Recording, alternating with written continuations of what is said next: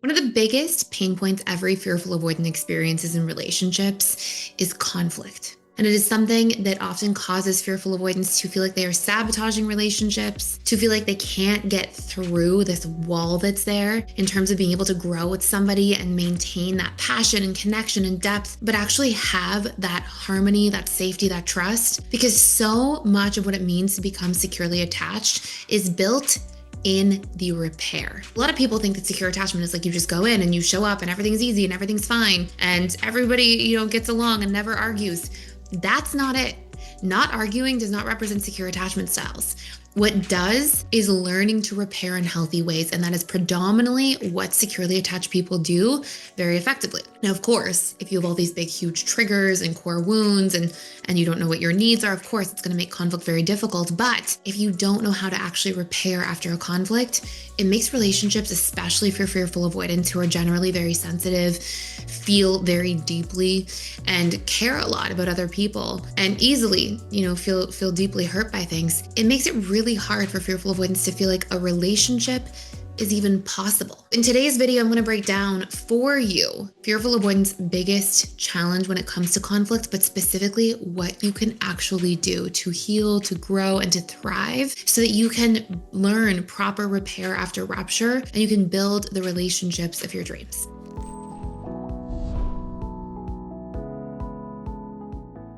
So here's the thing, and I'll actually start by just sharing, and I'm going to just air my own stuff right now. So get ready. I am going to start by sharing everything that happened when I was a fearful avoidant. So not like everything in my life, because that would take a long time, but I was fearful avoidant, and I was definitely a fearful avoidant attachment style through and through. And I'll tell you all of my themes and patterns, and I want to see how many of you see yourself in this. So when I would start in relationships, I would dive headfirst in and really care about somebody. And often there would be fireworks and I would get really close to somebody really fast. And the first 6 months of dating were always awesome, very easy. Because as a fearful avoidant, I was really good at getting to know people very deeply, connecting to them very deeply, often making them feel seen and heard. And then as time went on, I would put enormous pressure on myself to show up to the nth degree. Okay. So once I really had a connection to somebody, I would put all this pressure on myself to show up as pretty much the perfect partner. And that would mean trying my hardest, trying to never make a mistake, trying to make this person feel special and wanted and important. And I would put all this pressure on myself in the background to do those things. But I was very poor at communicating my needs. And I was very poor at actually sharing when something affected me or hurt me. I didn't know how to do either of those things well at all. What would happen in these relationships at the time is when I would go into relationships before doing the work, I would end up just on a trajectory for everything to be one-sided because I would pour into somebody and try very hard, but then I wouldn't share what I needed back and I wouldn't let somebody know if they hurt me. And largely it was because that felt impossible to be that vulnerable. It was too scary to share when I was hurt. I thought it was going to make me weak or shameful, defective to be too open and too vulnerable with somebody. I also thought that that was just going to cause me to, especially if somebody hurt me, I would feel betrayed by them. And I would be like, I don't want to share vulnerably with somebody who just betrayed me.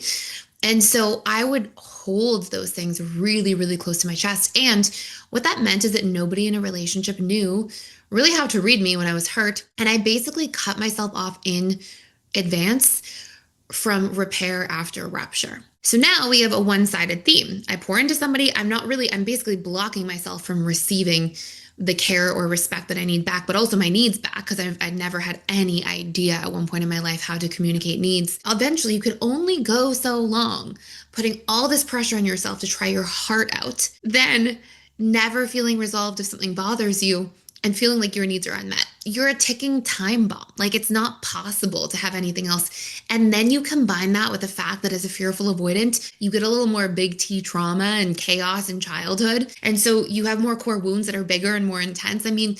It's a problem waiting to happen. So I would do this thing in relationships and tell me if this was you or is you. Oh my gosh. When I think back to this time in my life, I'll be honest, I am my heart breaks for myself a little bit and my heart breaks for people. It's why I'm here putting this information on the internet, because I feel for you. If you are going through this right now, it is so hard. It is so hard. Relationships feel so defeating and so difficult and so overwhelming. And it's just not easy at all.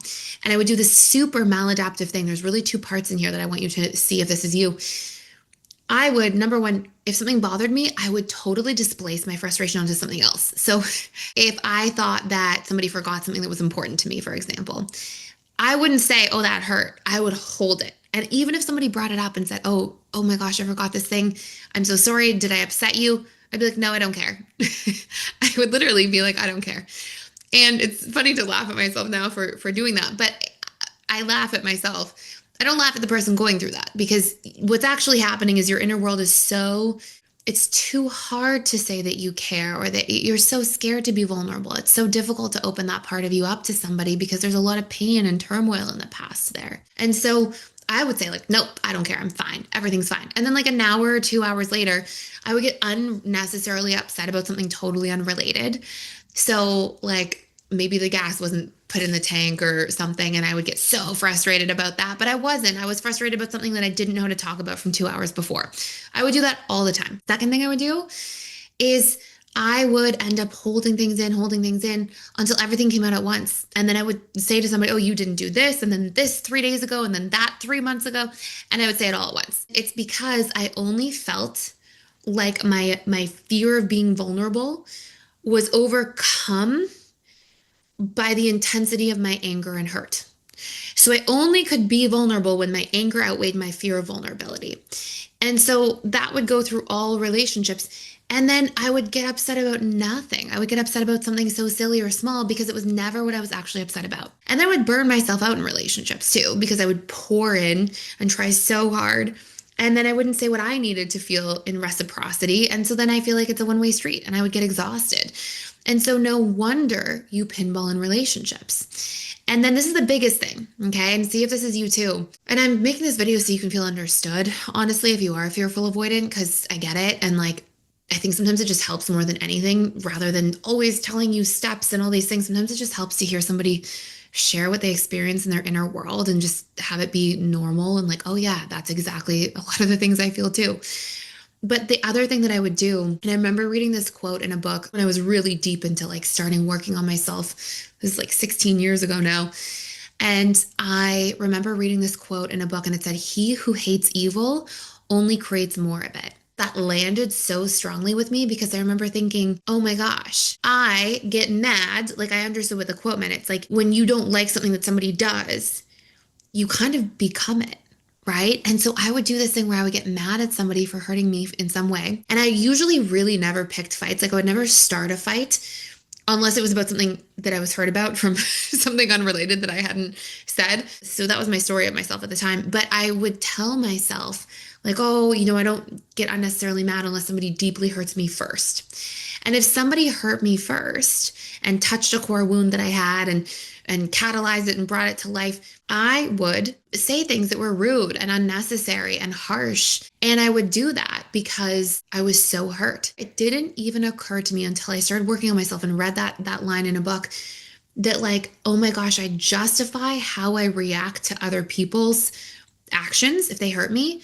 I think that everything that I do is justified. I think it's fine to just react however I want and treat people how I want and say harsh things back because they hurt me first, so they deserve it." Or it's not even that I felt like they deserve it. It was like I believed, it was honestly that I couldn't, in those moments, see myself. I couldn't even observe how I was reacting because my hurt in situations was so blinding. I didn't even like catch myself or clock how I was behaving. And it just felt so justified because I was so focused and fixated on my own hurt from somebody else. And mind you, like, at the time of a lot of these things, I was like, I had serious relationships when I was like, I'm thinking of relationships when I was like 16 and 18 and 20 or 19 or something. And so, I take that with a grain of salt. People are doing all kinds of strange things in relationships at that age, trying to find themselves and figure out who they are. And I definitely had, a couple of dynamics where other people's actions were also very unhealthy. But, I couldn't see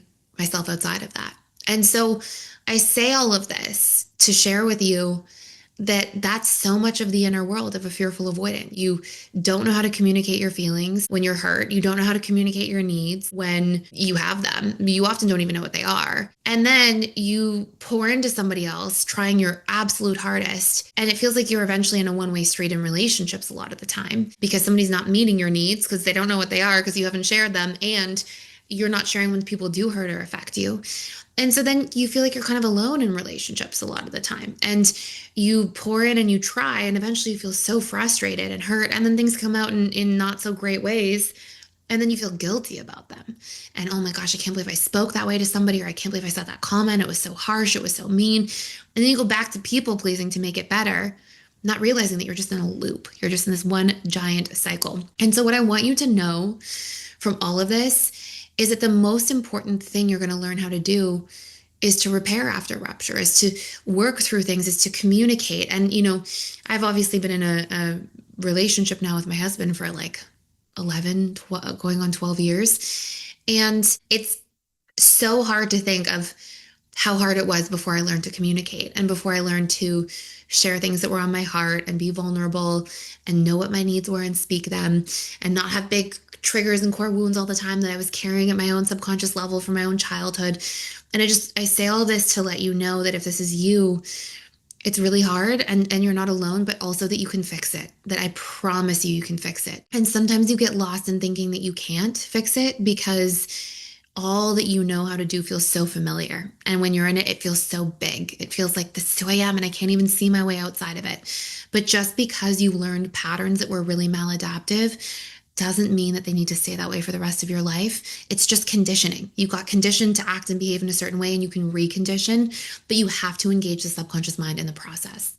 So if you want some free support going into this, I have a webinar you can check out. It's all about how to understand your core wounds, your conditioning, and what makes that, conflict and challenges so triggering for you, and then how to actually rewire them. And I have that webinar going on every Wednesday.